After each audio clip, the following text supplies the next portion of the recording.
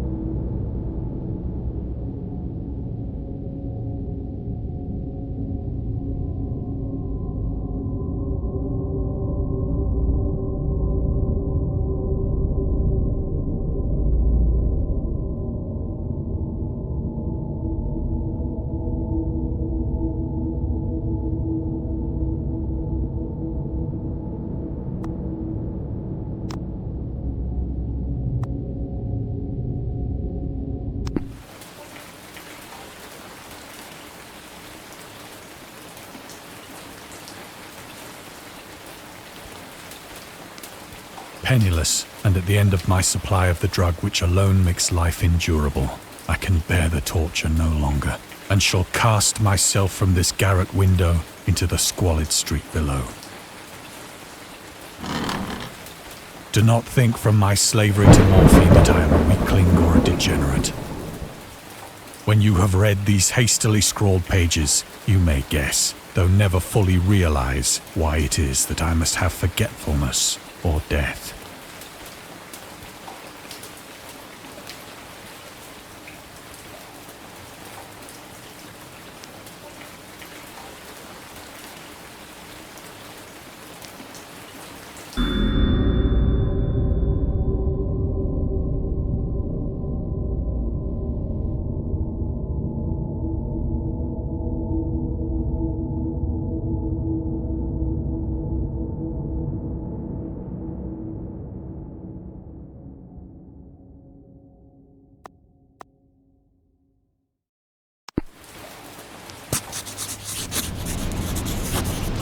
It was in one of the most open and least frequented parts of the broad Pacific that the packet of which I was supercargo fell a victim to the German sea raider.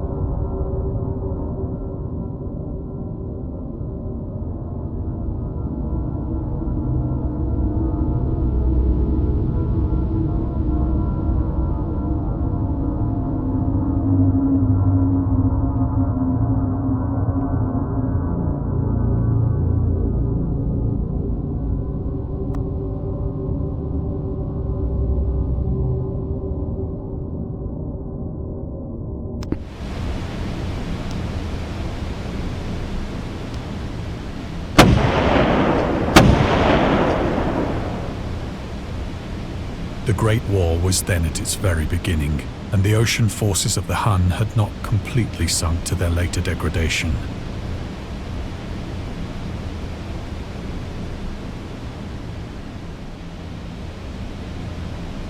So that our vessel was made a legitimate prize, whilst we of her crew were treated with all the fairness and consideration due us as naval prisoners.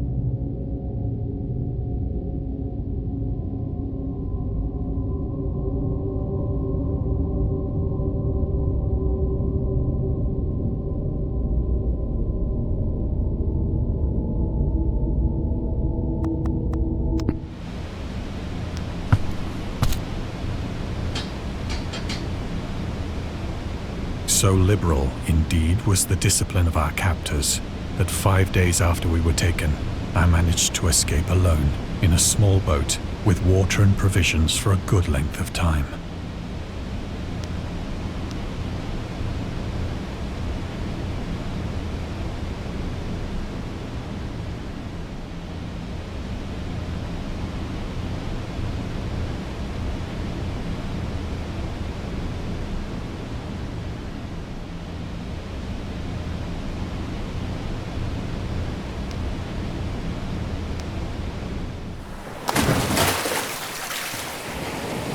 When I finally found myself adrift and free, I had but little idea of my surroundings. Never a competent navigator, I could only guess vaguely by the sun and stars that I was somewhat south of the equator. Of the longitude, I knew nothing, and no island or coastline was in sight.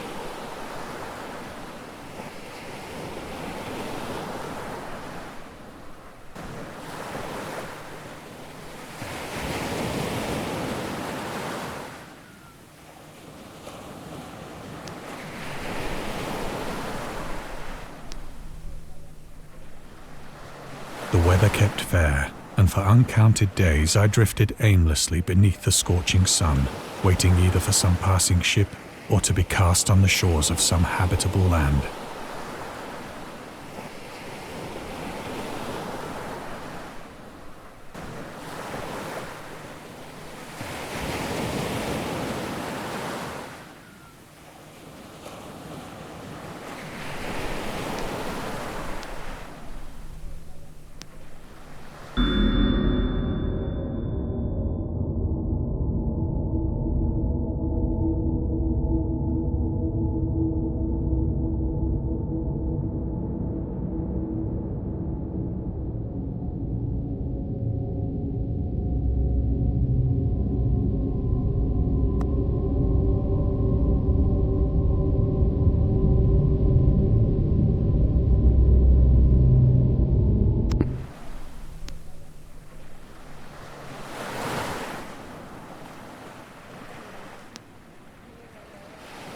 But neither ship nor land appeared, and I began to despair in my solitude upon the heaving vastness of unbroken blue. The change happened whilst I slept. Its details I shall never know, for my slumber, though troubled and dream-infested, was continuous.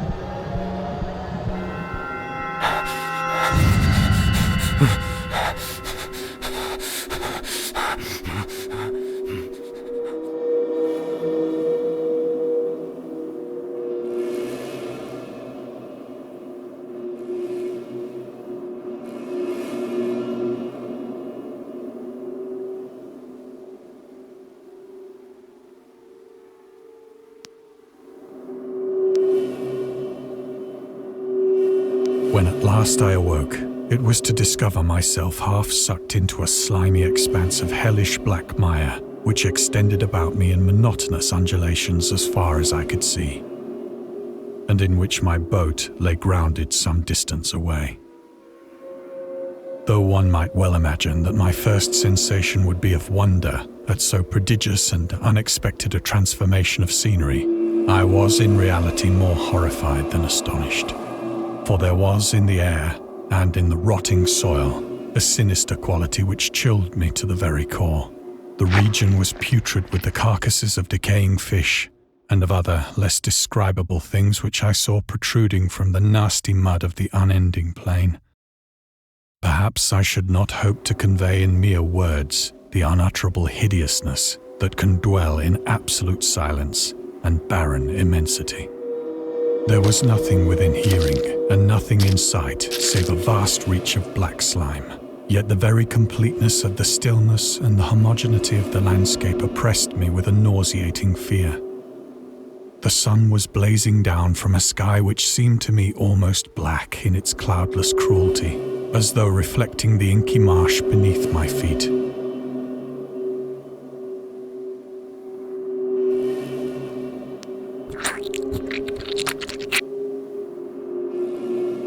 As I crawled into the stranded boat, I realized that only one theory could explain my position.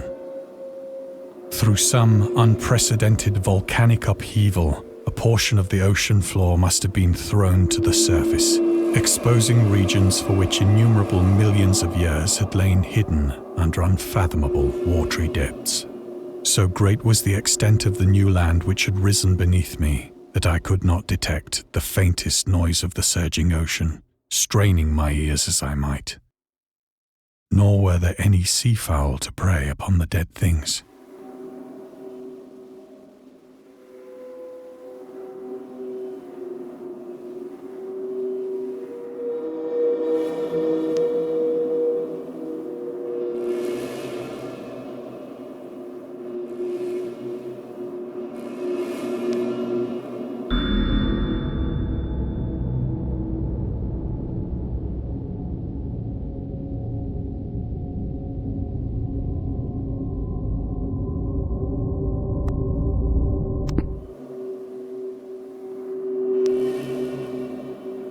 For several hours I sat thinking or brooding in the boat, which lay upon its side and afforded a slight shade as the sun moved across the heavens.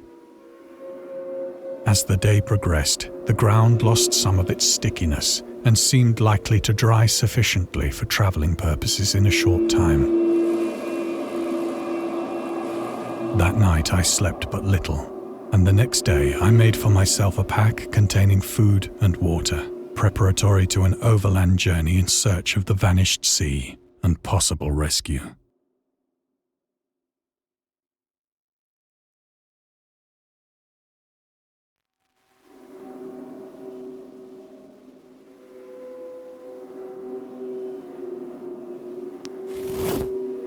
On the third morning, I found the soil dry enough to walk upon with ease. The odor of the fish was maddening, but I was too much concerned with graver things to mind so slight an evil, and set out boldly for an unknown goal.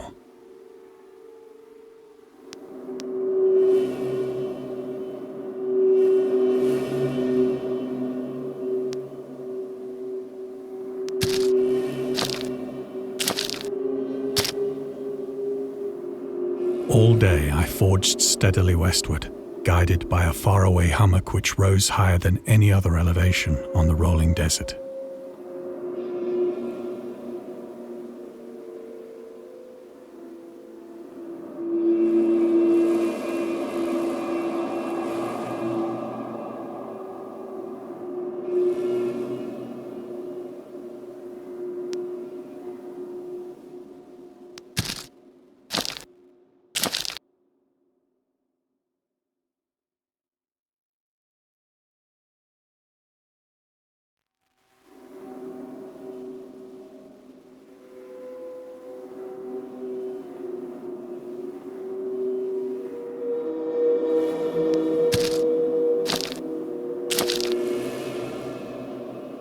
That night, I encamped, and on the following day still travelled toward the hummock, though that object seemed scarcely nearer than when I had first espied it.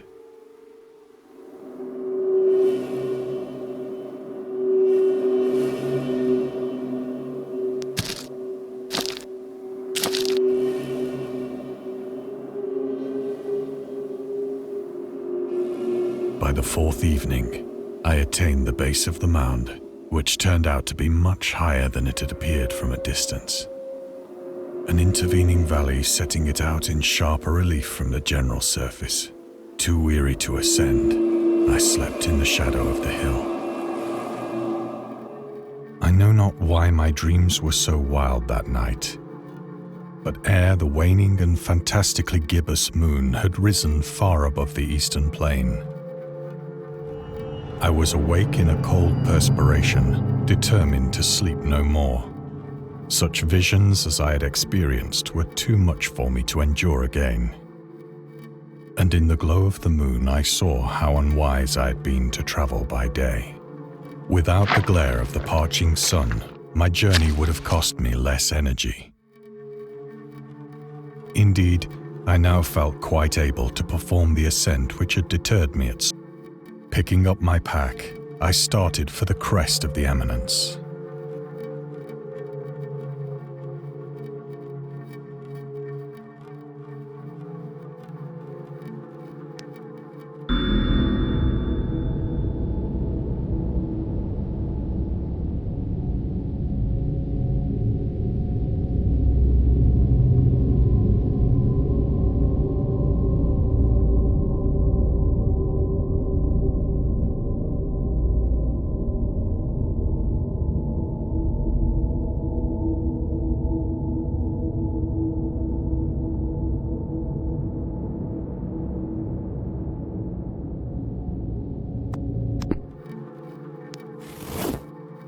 I have said that the unbroken monotony of the rolling plain was a source of vague horror to me.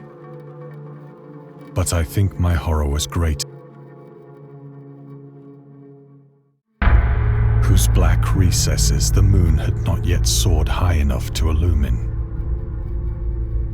I felt myself on the edge of the world, peering over the rim into a fathomless chaos of eternal night.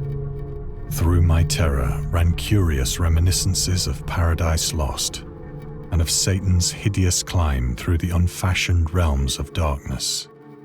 As the moon climbed higher in the sky, I began to see that the slopes of the valley were not quite so perpendicular as I had imagined.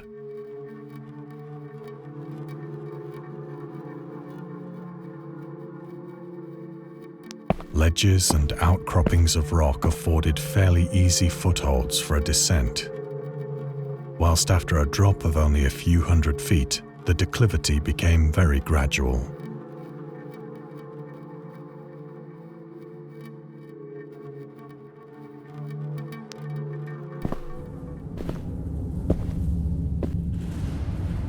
Urged on by an impulse which I cannot definitely analyze, I scrambled with difficulty down the rocks and stood on the gentler slope beneath, gazing into the Stygian deeps where no light had yet penetrated. All at once, my attention was captured by a vast and singular object on the opposite slope, an object that gleamed whitely in the newly bestowed rays of the ascending moon.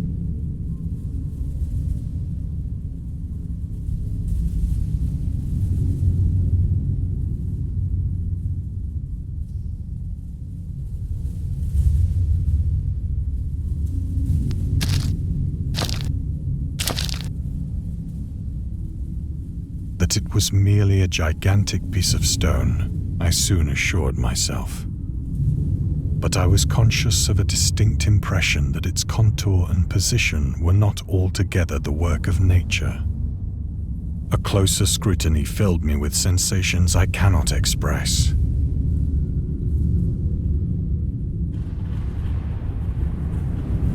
For despite its enormous magnitude, and its position in an abyss which had yawned at the bottom of the sea since the world was young, I perceived beyond a doubt that the strange object was a well-shaped monolith, whose massive bulk had known the workmanship and perhaps the worship of living and thinking creatures. Dazed and frightened, yet not without a certain thrill of the scientist's or archaeologist's delight, I examined my surroundings more closely.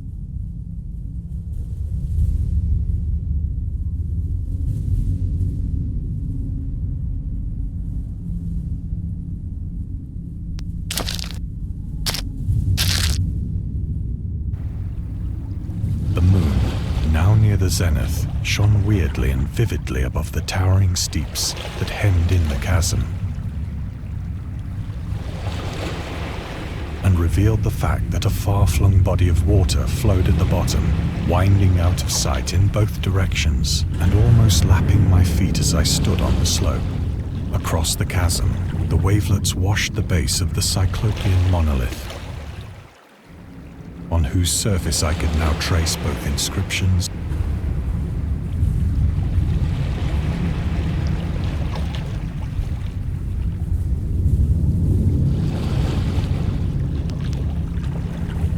The writing was in a system of hieroglyphics unknown to me and unlike anything I'd ever seen in books, consisting for the most part of conventionalized aquatic symbols such as fishes, eels, octopi, crustaceans, mollusks, whales, and the like. Several characters obviously represented marine things which are unknown to the modern world, but whose decomposing forms I had observed on the ocean-risen plain. It was the pictorial carving, however, that did most to hold me spellbound.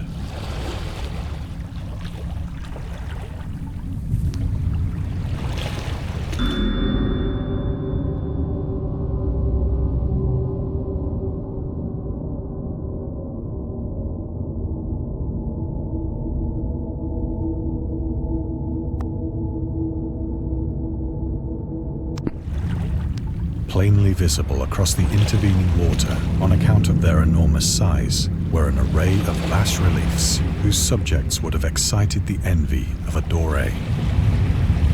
I think that these things were supposed to depict men, though the creatures were shown disporting like fishes in the waters of some marine grotto.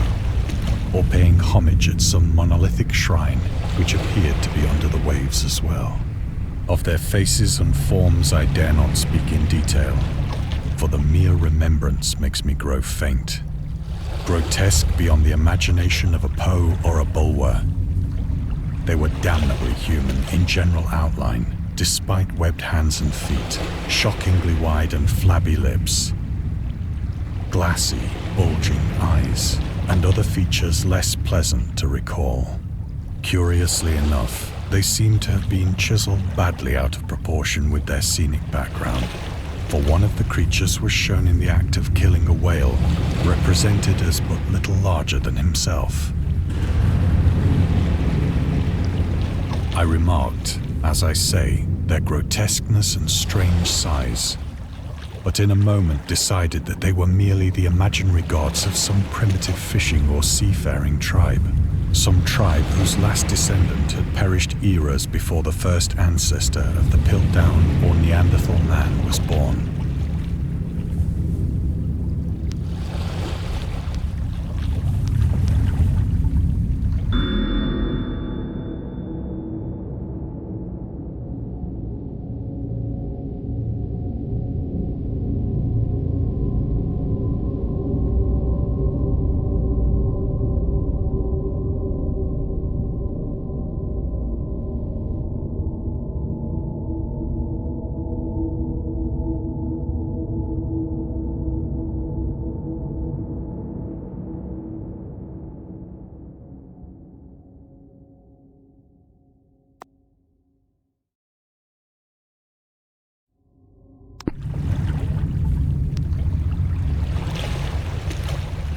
Awestruck at this unexpected glimpse into a past beyond the conception of the most daring anthropologist, I stood musing whilst the moon cast queer reflections on the silent channel before me. Then, suddenly, I saw it. With only a slight churning to mark its rise to the surface, the thing slid into view above the dark waters.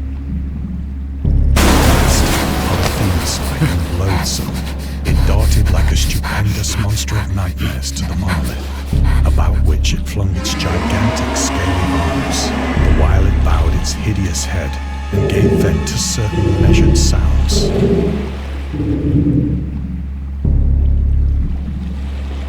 I think I went mad then. Of my frantic ascent of the slope and cliff, and of my delirious journey back to the stranded boat, I remember little.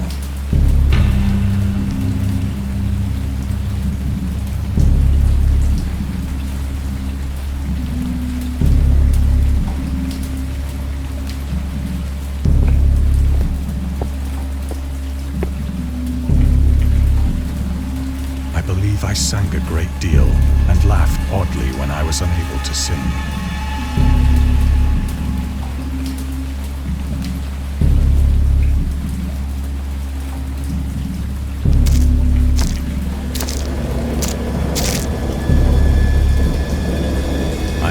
Distinct recollections of a great storm sometime after I reached the boat. At any rate, I know that I heard pearls of thunder and other tones which nature utters only in her wildest moods.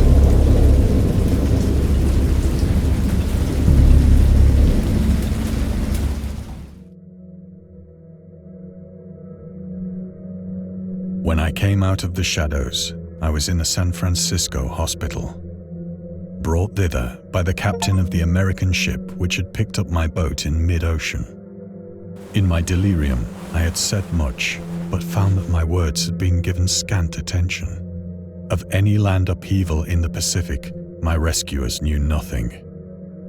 Nor did I deem it necessary to insist upon a thing which I knew they could not believe.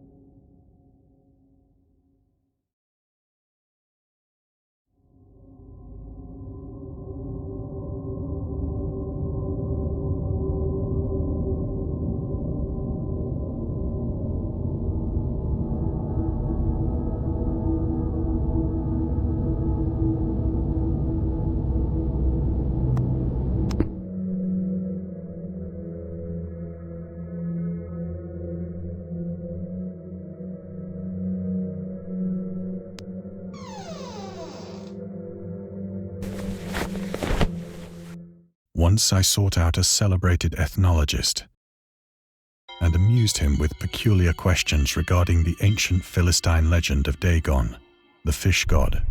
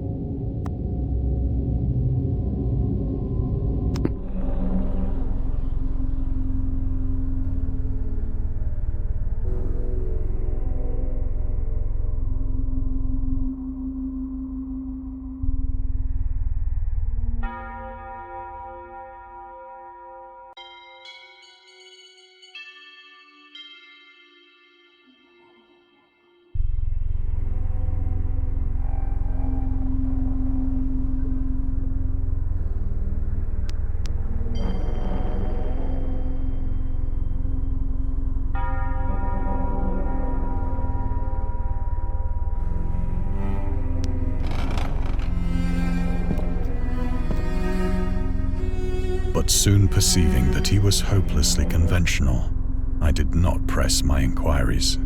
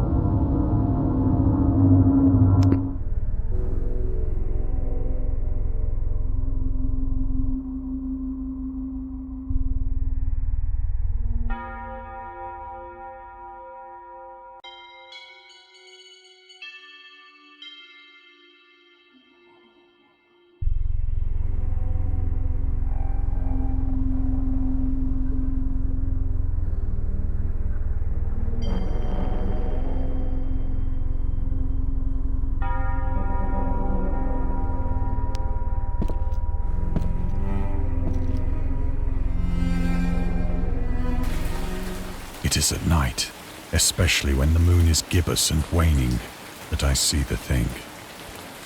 I tried morphine, but the drug has given only transient surcease, so now I am to end it all, having written a full account for the information or the contemptuous amusement of my fellow men.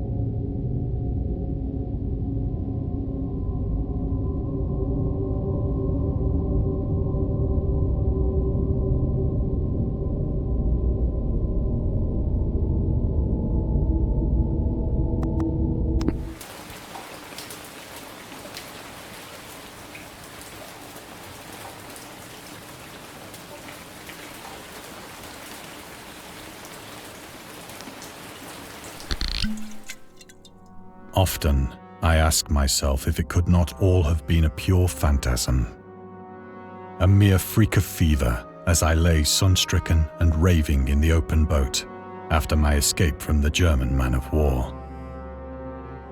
This I ask myself, but ever does there come before me a hideously vivid vision in reply. I cannot think of the deep sea without shuddering at the nameless things that may at this very moment be crawling and floundering on its slimy bed, worshipping their ancient stone idols and carving their own detestable likenesses on submarine obelisks of water-soaked granite. I dream of a day when they may rise above the billows to drag down into their reeking talons the remnants of puny, war-exhausted mankind. Of a day when the land shall sink and the dark ocean shall ascend amidst universal pandemonium.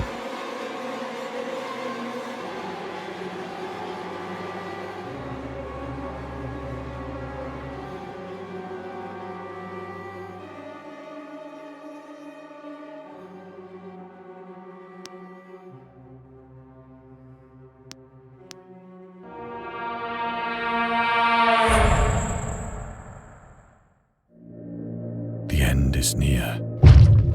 I hear a noise at the door, as of some immense slippery body lumbering against it.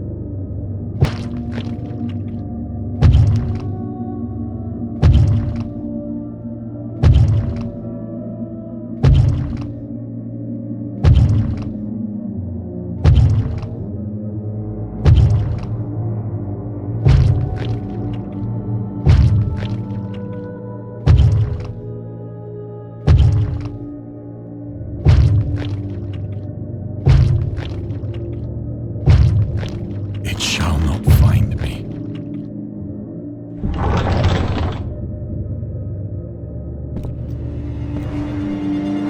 God, that hand!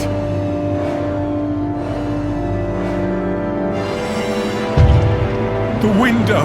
The window!